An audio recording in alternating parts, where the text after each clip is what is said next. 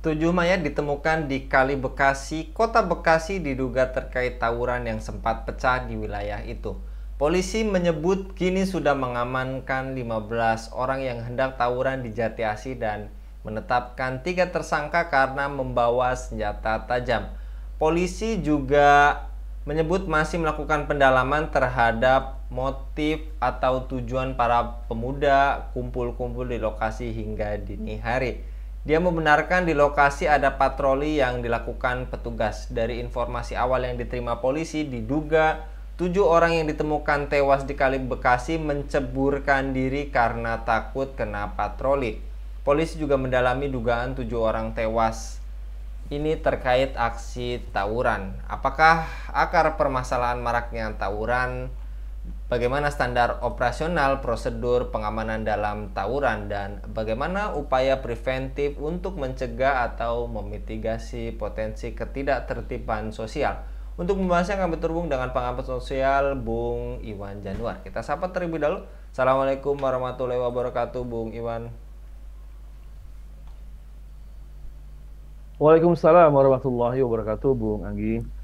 Dan terkait berita belakangan ini, tawuran yang terjadi di kalangan remaja usia sekolah, menengah, dan juga diberitakan 7 orang tewas di Kali Bekasi, wilayah perumahan Pondok Gede Permai, Kecamatan Jatiasi, Kota Bekasi yang diduga sebagai pelaku tawuran yang mencoba melarikan diri dengan cara melompat ke sungai pada hari Ahad 22 September 2024. Mengapa tawuran pelajar seakan menjadi tradisi yang mengakar di dunia pendidikan, Bung Iwan?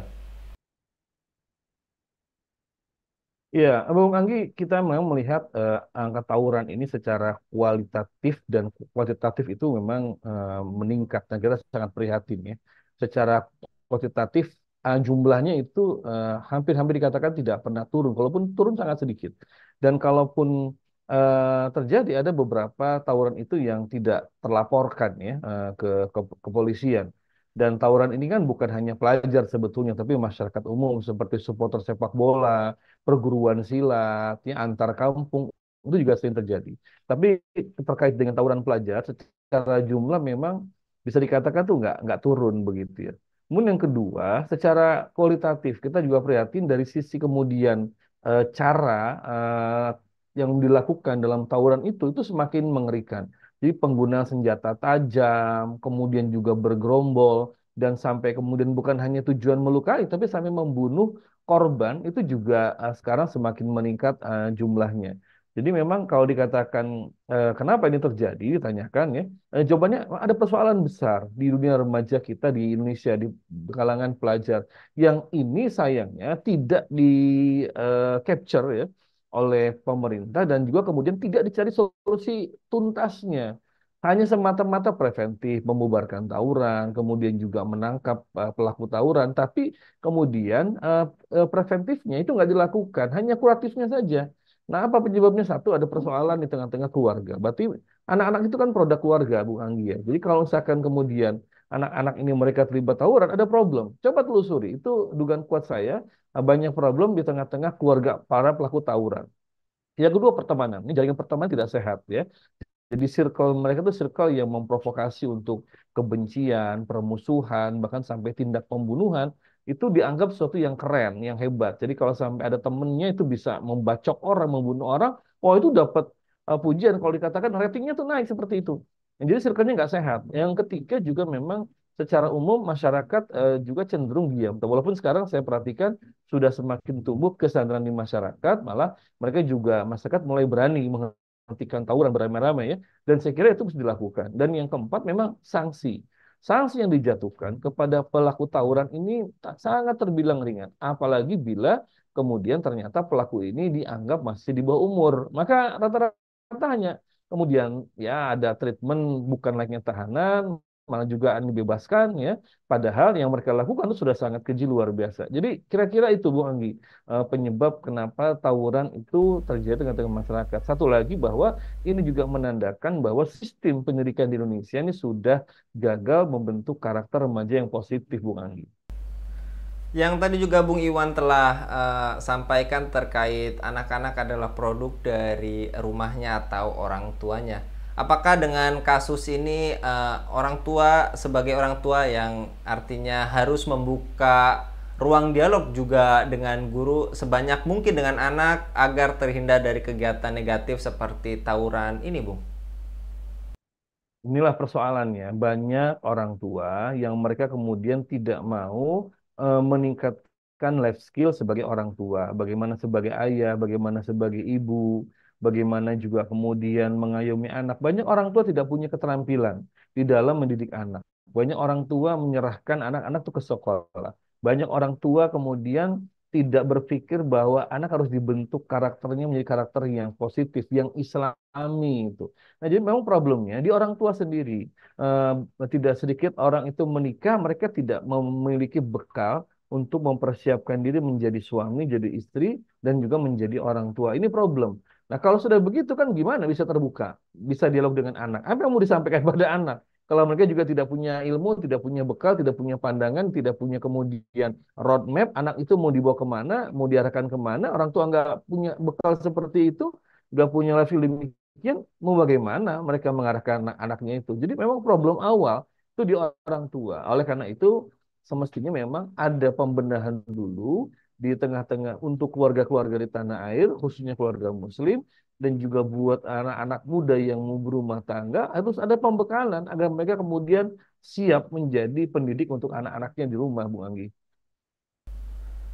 Baik, Bung Iwan, dan tadi juga Bung Iwan telah sampaikan apakah memang pendidikan sekuler saat ini berimbas pada perilaku yang ada saat ini dan butuh berapa tahun lagi untuk menyelesaikannya, Bung Iwan, karena tawuran bukan hanya kali ini terjadi.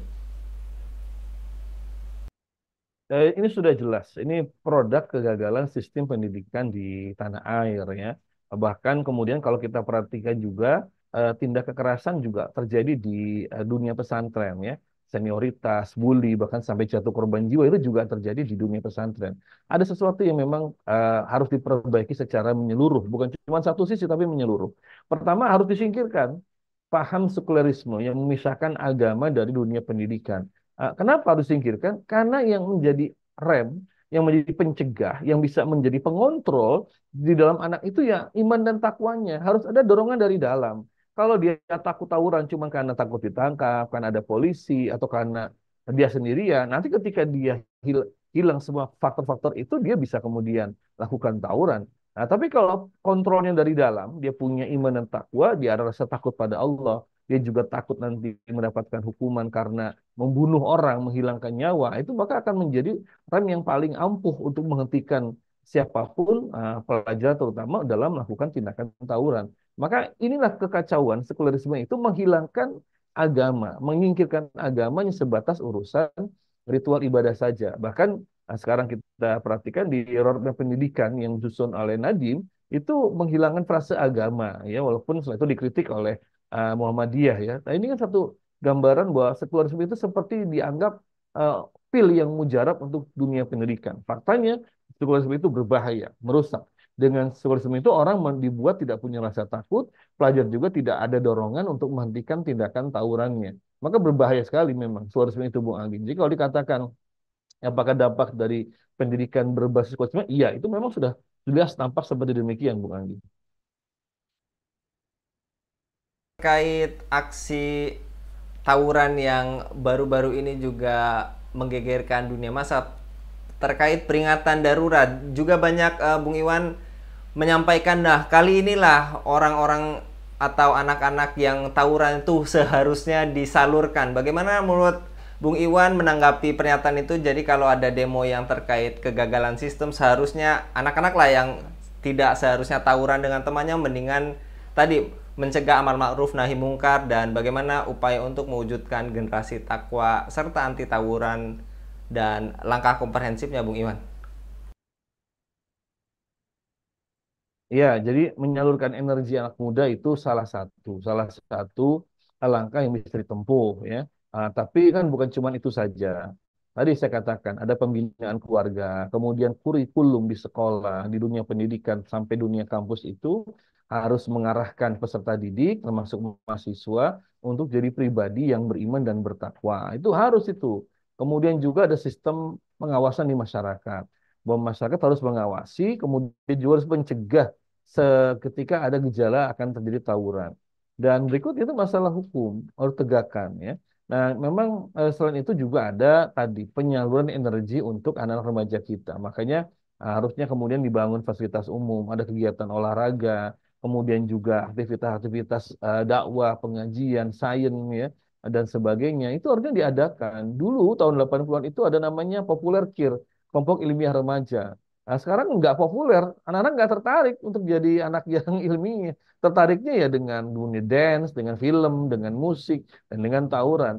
Nah, inilah beberapa hal yang harus dilakukan. Jadi saya ingin katakan bahwa persoalan tawuran ini bukan persoalan sektoral, bukan persoalan parsial, tapi persoalan sistemik yang hanya bisa diselesaikan dengan perbaikan sistem, tidak hanya dengan menyalurkan energi anak-anak muda ini atau hanya di sektor sekolah saja, tapi memang semua sisi yang berkaitan dengan dunia anak itu dunia remaja dan pelajar harus selesaikan. Bahkan sampai juga dunia ekonomi, kan nggak sedikit pelaku tawar ini mereka frustrasi karena mereka dalam kemiskinan, ingin sekolah tapi nggak sanggup, atau kemudian juga mereka nggak punya uang. Nah, akhirnya kekesalan, kebencian mereka itu disalurkan dengan tawuran. Jadi memang ini problemnya sangat sistemik, Bu Anggi. Harus diselesaikan secara komprehensif dan secara menyeluruh, Bu Anggi.